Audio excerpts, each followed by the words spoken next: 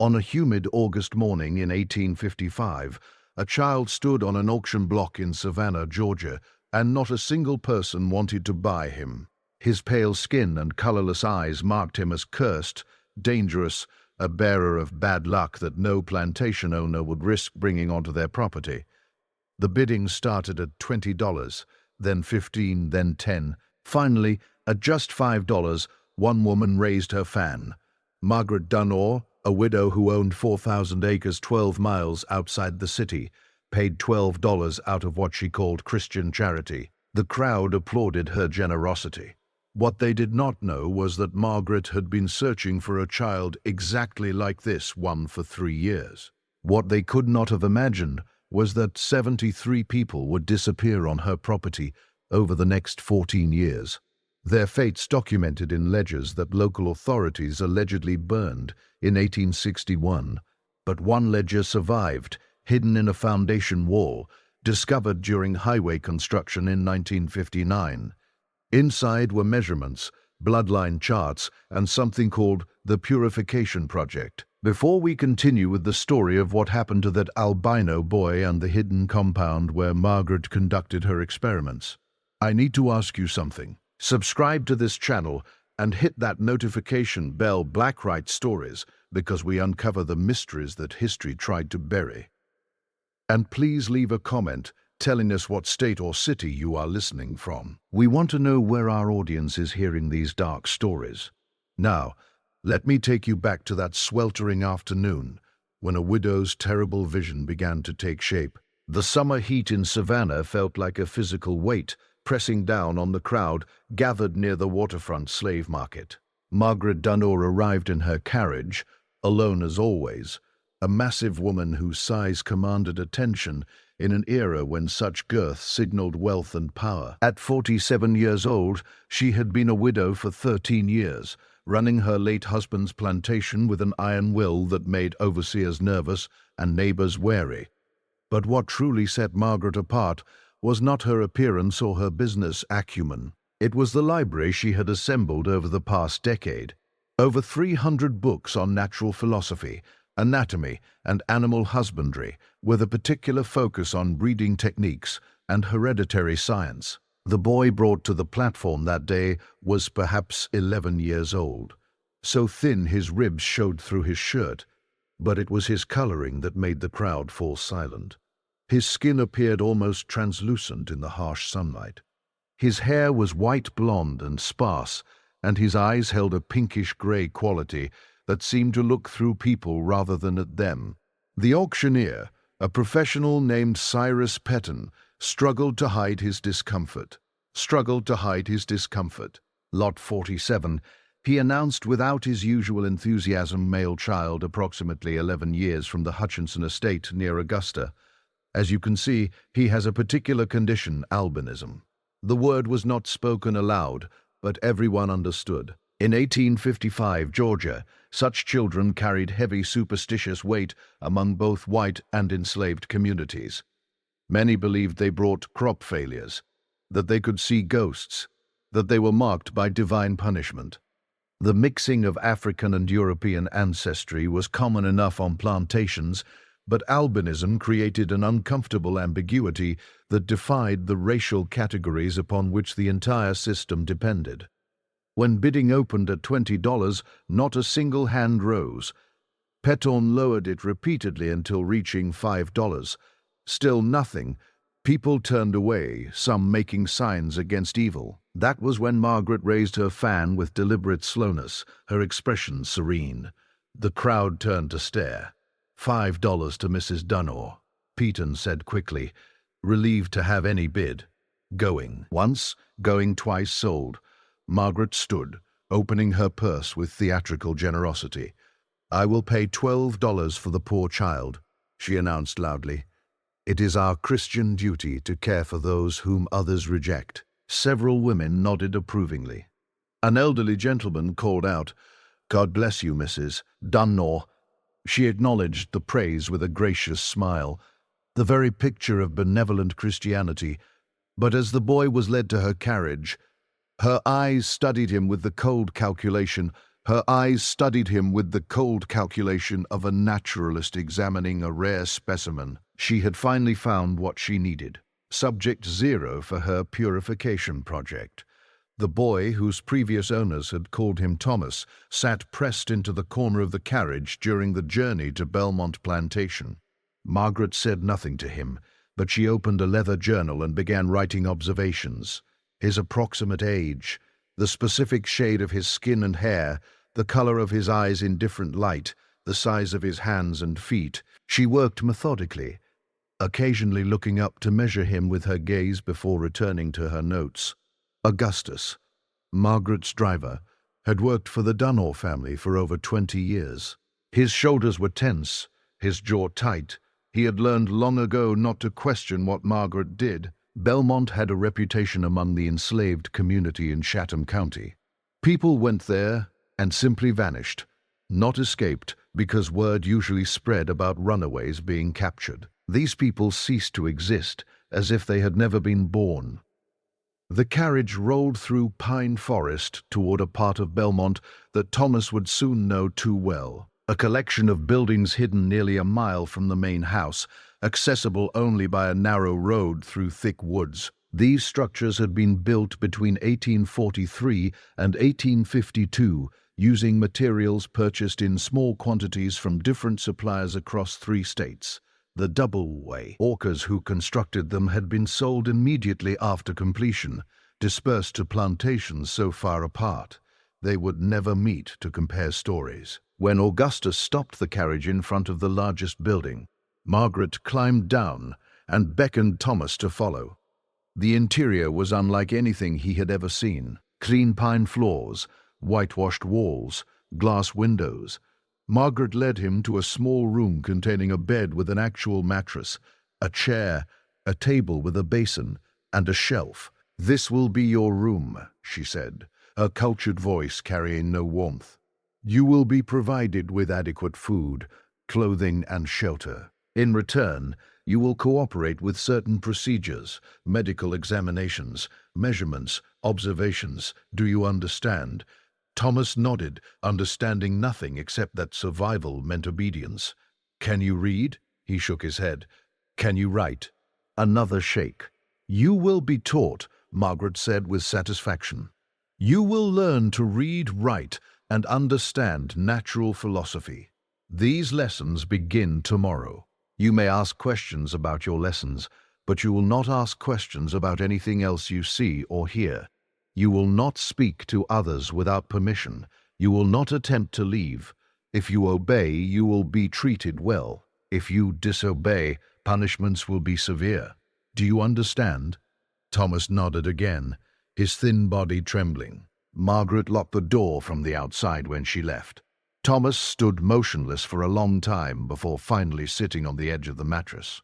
He could not lie down. Instead, he sat with his back against the wall, knees drawn to his chest, waiting for whatever would come next. In the cool basement of another building, Margaret lit oil lamps and opened a journal. She dipped her pen in ink and began writing in neat, precise script. August 17, 1855. Subject 0 has arrived at Belmont. Initial observatio. End suggest excellent quality for the purification project. Pure albinism evident in all physical characteristics. Begin preliminary measurements tomorrow, followed by educational assessment. Subject 0 represents the foundation upon which all subsequent phases will build. If theories prove correct, this acquisition validates 13 years of preparation. She continued writing for another hour, documenting every detail she had observed about Thomas. To Margaret, he was not a person. He was the key to unlocking what she believed were the secrets of human heredity, and she would spend the next 4 years preparing him for a role so disturbing that when the truth finally emerged, it would haunt Chatham County for generations. Thomas's days at Belmont followed a rigid schedule that Margaret enforced with absolute consistency. He woke each morning at 6 o'clock, when Margaret herself unlocked his door, a routine she maintained to establish her complete authority. She would enter with measuring tape and notebook, recording his height against marks on the doorframe. Once per week, she weighed him on a scale imported from Philadelphia. Once per month, she performed a complete physical examination that lasted over an hour, measuring every aspect of his development with clinical precision. After morning measurements, Thomas received breakfast, cornmeal mush, occasionally supplemented with milk or molasses. Margaret had calculated precise caloric intake necessary for optimal growth. At 7 o'clock, his education began. Margaret had hired a tutor, a nervous young man from Savannah named Christopher Vance, who came twice weekly to teach reading, writing, and arithmetic. Vance believed he was participating in progressive research testing whether enslaved children could learn academic subjects. He had no idea about Margaret's broader project. Thomas proved an exceptional student, absorbing informati. On with impressive speed, by the end of his first year, he could read complex texts, write in clear handwriting, and perform advanced mathematics. Margaret seemed pleased, though her satisfaction manifested as clinical approval rather than warmth. She assigned him books from her library, anatomical texts with detailed illustrations, agricultural manuals about livestock breeding, natural philosophy books discussing heredity and variation. But the true purpose of his education became clear during Margaret's private lessons. She would sit across from Thomas in one of the compound schoolrooms, anatomy charts hanging between them, and explain her theories. She showed him how characteristics passed from parents to children, displayed charts documenting horse breeding, and explained how desirable traits could be concentrated through careful selection. Then she would transition, her voice never changing tone, to human heredity. She explained her belief that races represented different developmental stages, that characteristics like intelligence and beauty were inherited, and could be improved through selective breeding. Thomas listened with his face impassive, his pale eyes fixed on the charts. He had learned that interrupting brought sharp rebukes. Margaret never struck him. She did not need to. The isolation and total control she exercised were punishment enough. He was allowed contact with no one except Margaret, Vance, and occasionally Augustus, who brought supplies, but never spoke beyond necessary words.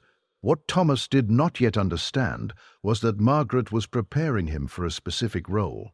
She was educating him not from progressive ideals, but because she needed him to comprehend what would eventually be required. She needed him to understand heredity, to grasp why certain pairings produced certain results, to appreciate the significance of her experiment. Because, eventually, when he matured, he would become not just a subject of observation, but an active participant in creating what Margaret called her improved line. The compound held others beyond Thomas, though he rarely saw them. Through his window, he sometimes glimpsed people moving between buildings under escort. He heard voices, occasionally muffled through walls. At night, sometimes there were sounds that disturbed him, crying, screaming, or long silences that felt worse. He learned never to ask about these things. Margaret maintained approximately 25 people in the compound at any time, though specific individuals changed frequently. She acquired them through various means, purchasing those with particular characteristics, accepting people other owners wanted to dispose of, occasionally bringing in people from her main plantation when they exhibited traits she wanted to study. These people lived in communal rooms, sleeping on pallets given adequate food and shelter, but kept in complete isolation from the outside world. Margaret maintained detailed records on each person, measurements, health status, family history if known, and specific characteristics she deemed desirable or undesirable. She arranged pairings with cold calculation, keeping charts that tracked which combinations produced children with which traits. Over 13 years, she had documented dozens of births, but the records also showed something darker: a high mortality rate, especially among infants, and numerous disappearances. The truth about these disappearances was perhaps the darkest aspect.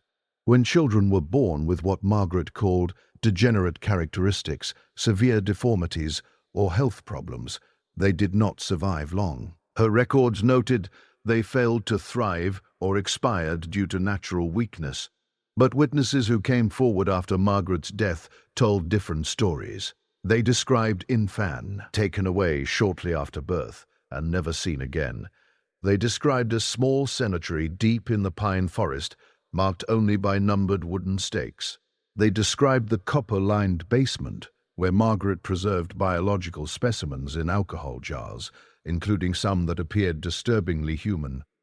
Thomas knew none of this during his early years. His world consisted of his room, the schoolroom, the examination room, and occasionally the yard where Margaret allowed him supervised exercise.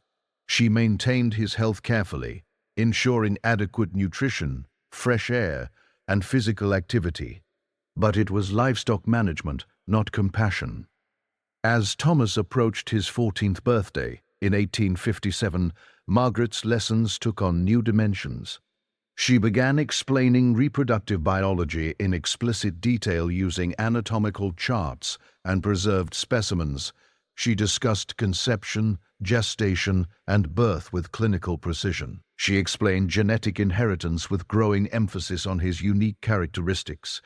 "You represent something remarkable," she told him during one lesson, her eyes studying him with calculating intensity. "Your albinism is a pure expression of recessive characteristics. If paired correctly with subjects possessing complementary traits, the offspring would be invaluable for understanding hereditary mechanisms. You are not simply a subject to be observed, Thomas. You are the key to the next phase of this research." Thomas was intelligent enough to understand what she suggested, and the knowledge filled him with profound dread. But he had nowhere to run. The compound was surrounded by miles of forest patrolled by overseers with dogs. Even if he escaped, where would an albino teenage boy go in 1857 Georgia? He would be captured immediately, returned, punished severely. Margaret owned him as completely as she owned her furniture, and the law supported her absolute right to do anything she wanted. But during his recovery from a serious bout of pneumonia in spring 1858, something unexpected occurred. Augustus, the driver, began speaking to him during supply deliveries. Brief conversations, never more than a few sentences, always when Margaret was absent. Augustus would ask how Thomas felt, comment on weather, mention small details about life outside the compound. These tiny human connections after years of isolation and clinical treatment affected Thomas profoundly. One afternoon in June 1858, as Thomas sat in the yard regaining his strength, Augustus brought supplies and lingered. "You know she won't stop," he said quietly. "Whatever she's planning, she won't stop. But you smarter than most. You've been learning from her books. Maybe you can figure something she can't." Before Thomas could respond, Augustus moved away. But the words planted something in Thomas's mind. For 3 years he had been passive, accepting his fate because he saw no alternative. But Augustus was right. He could read. He had access to Margaret's library. He understood more about her theories than she realized. And if he was careful, patient, and clever, perhaps he could find a way to use that knowledge. As summer arrived and Thomas's health returned, Margaret resumed her lessons with renewed intensity. She informed him that the following year, when he turned 15, he would begin the next phase. She had identified several women in the compound with what she called optimal characteristics, and Thomas would be paired with them to produce children that could be studied from birth. She explained this with clinical detachment, as if discussing crop rotation, rather than the systematic exploitation of a teenage boy. Thomas listened, nodded, and said nothing. But behind his pale eyes, something had changed. He was no longer just a passive subject. He was planning. And as he lay in his room each night, he began to understand that knowledge could be a weapon. Margaret had educated him as part of her experiment, never considering that education might give him tools to resist. It was a mistake that would eventually unravel everything she had built. The autumn of 1858 brought an unexpected complication. Dr. Harrison Pembroke arrived at Belmont on October 12th, unannounced and carrying a letter of introduction from the Medical Society of Charleston. Pembroke, a rising figure in Southern medical circles, had developed a fascination with hereditary pathologies. He had heard rumors of Margaret's private research facility and traveled from South Carolina specifically to meet her. Margaret received him in the main house, serving tea while assessing this unexpected visitor. Pembroke was 42, tall and thin, with angular features and hands that moved constantly as he spoke. He had studied medicine in Philadelphia before returning to Charleston to establish a practice, but his true passion was research. He showed Margaret his published papers on hereditary illness, his theories about racial characteristics, his belief that scientific breeding could improve human stock. The future of medicine lies not in treating illness after it appears, Pembroke explained enthusiastically, but in preventing weak bloodlines from reproducing. Imagine a world where hereditary diseases are eliminated through careful selection, where each generation is stronger than the last. This is achievable through systematic breeding principles. Margaret listened, calculating rapidly. Pembroke represented both opportunity and threat. An opportunity because his medical expertise exceeded hers, and he might advance her research. A threat because he might discover the full scope of her experiments and react with moral objection. Many physicians espoused eugenic theories abstractly, but MIG arch bulk at practical applications.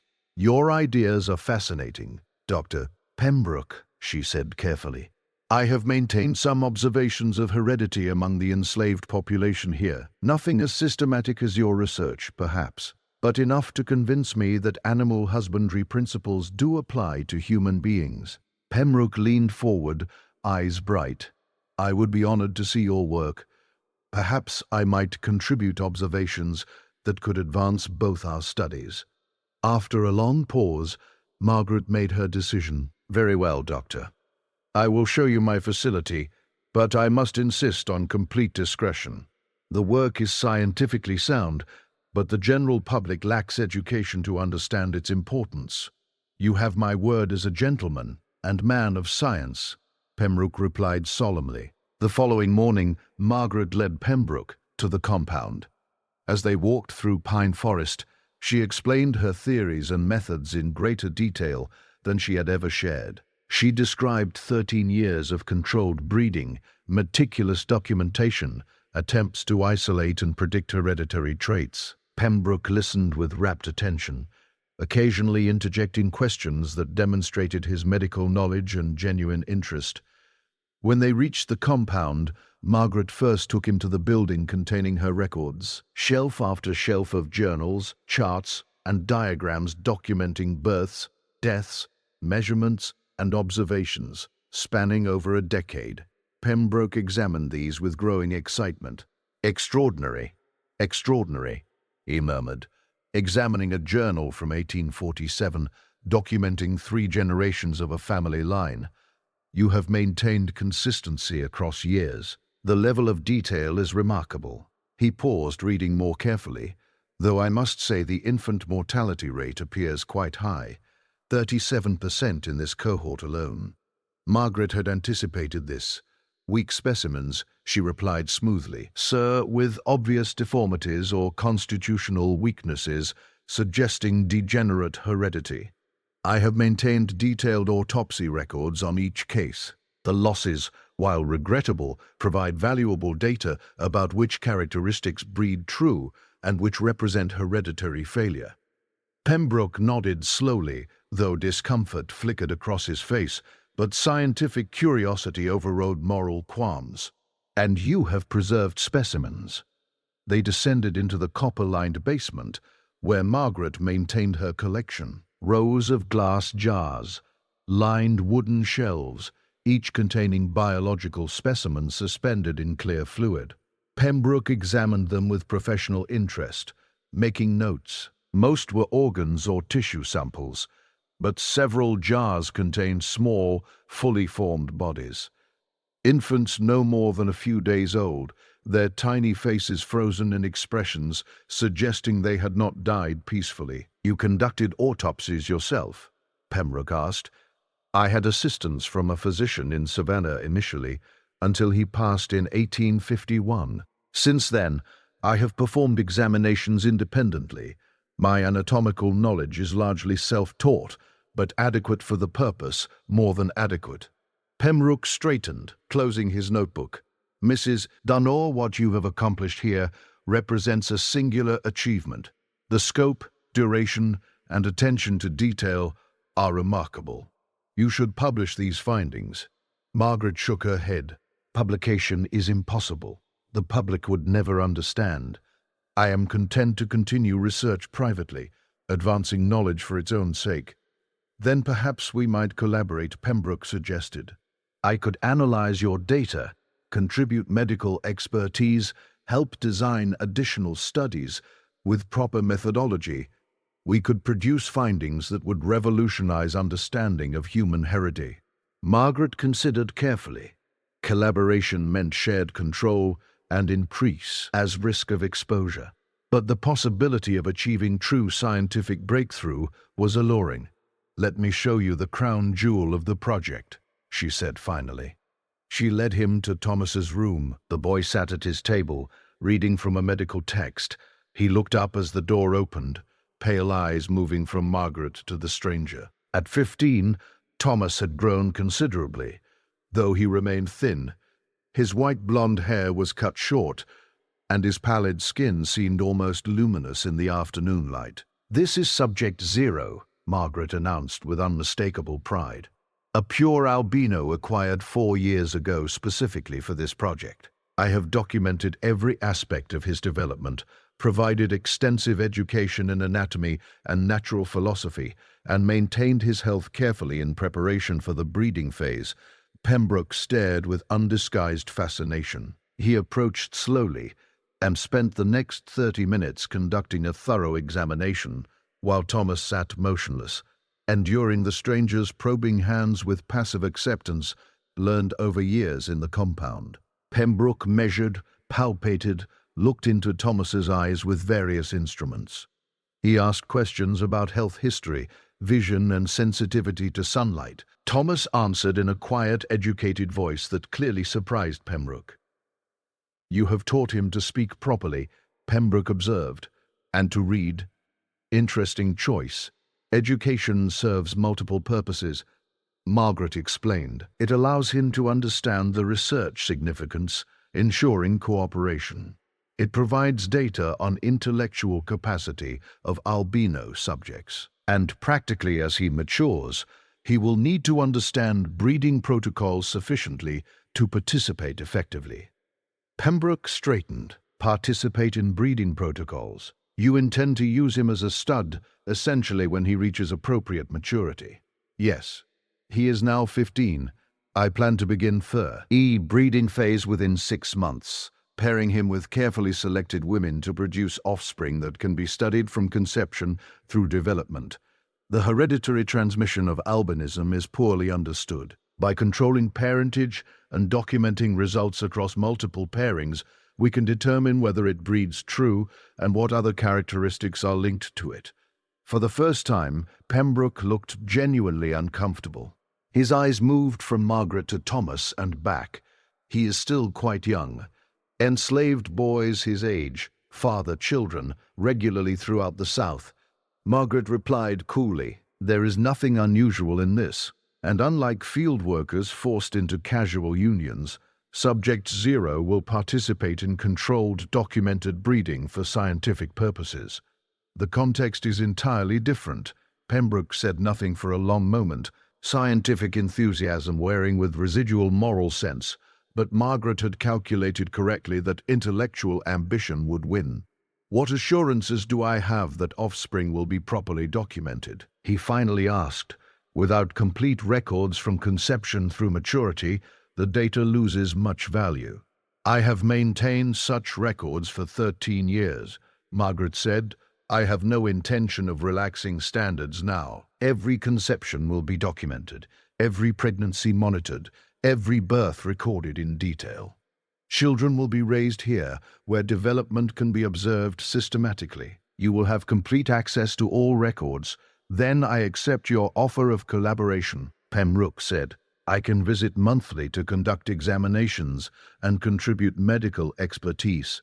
In exchange, I ask only that I receive credit when these findings are eventually published." They shook hands on the arrangement. Thomas watched this exchange in silence, understanding with perfect clarity that his fate had just been sealed.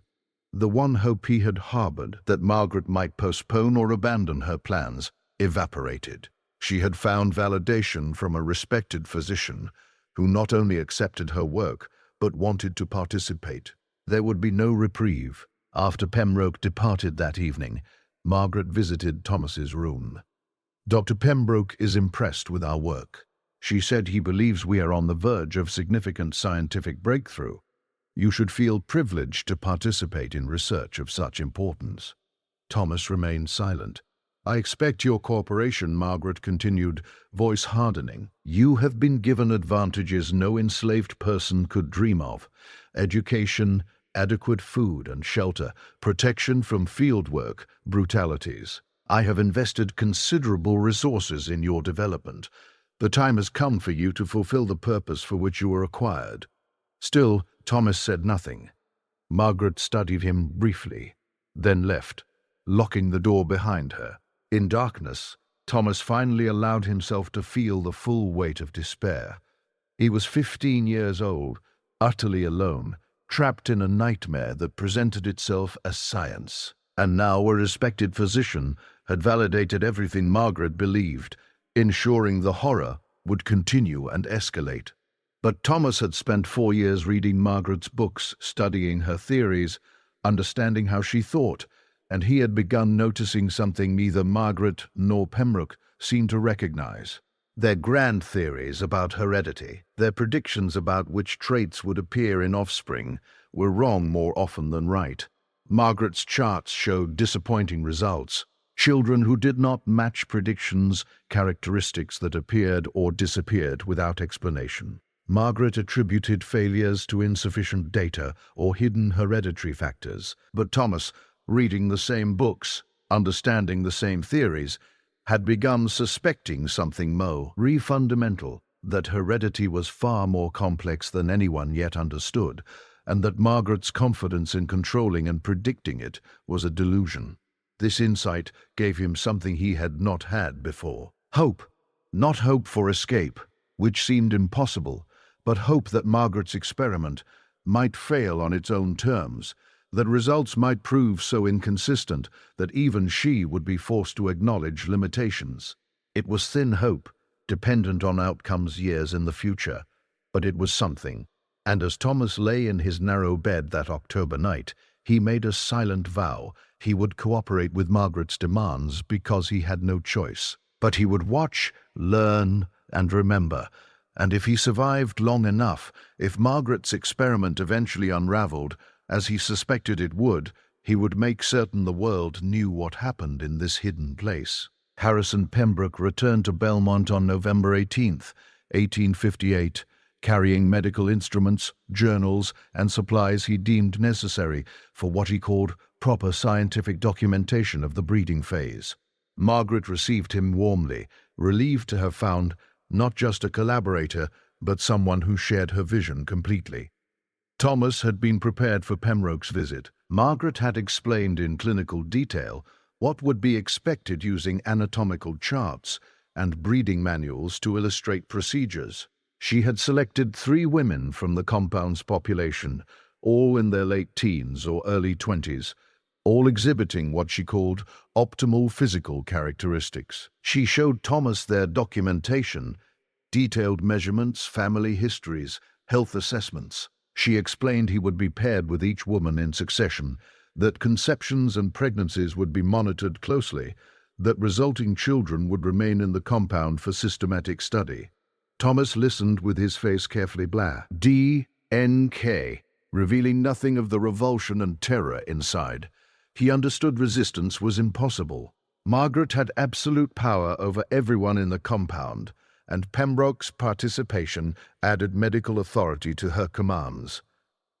The first woman Margaret selected was named Eliza. She was 19, tall and slender, with features Margaret's records described as refined type, suggesting mixed heredity favorable for observing albinism transmission. Eliza had been at the compound for 2 years, taken from Belmont's main plantation after giving birth to a child Margaret wanted to study. That child, a daughter, had been removed shortly after birth. Eliza never saw her again. The experience left her withdrawn and deeply traumatized, though Margaret's notes characterized her simply as compliant subject with minimal resistance. Margaret brought Eliza to Thomas's room on a cold November afternoon. Pembroke waited outside, ready to enter after what Margaret estimated would be sufficient time. She explained to both what was expected, her voice carrying no more emotion than if instructing servants on housekeeping. Then she left them alone, locking the door from outside. For a long time neither moved nor spoke. They stood on opposite sides of the small room, two terrified young people trapped in a nightmare. Neither had power to escape. Finally, Eliza broke the silence. "I know you," she said softly. "I seen you from the window sometimes." After that, I didn't hear anything else. Her voice was hollow, emptied by a grief too heavy to carry too. "Do you think that baby truly died?" Thomas stayed silent. He didn't know which answer would be more merciful, the truth or a lie. Finally, he lowered his eyes and said softly, "I'm sorry." Eliza looked at him then, her gaze filled with a sorrow so deep it seemed endless. "You and me, we don't get choices," she said quietly. "She owns us. She can make us do whatever she wants. So we do what she says, and maybe we live through it. That's all we got. What happened inside that locked room afterward is better left unspoken. Some horrors do not need details to be understood."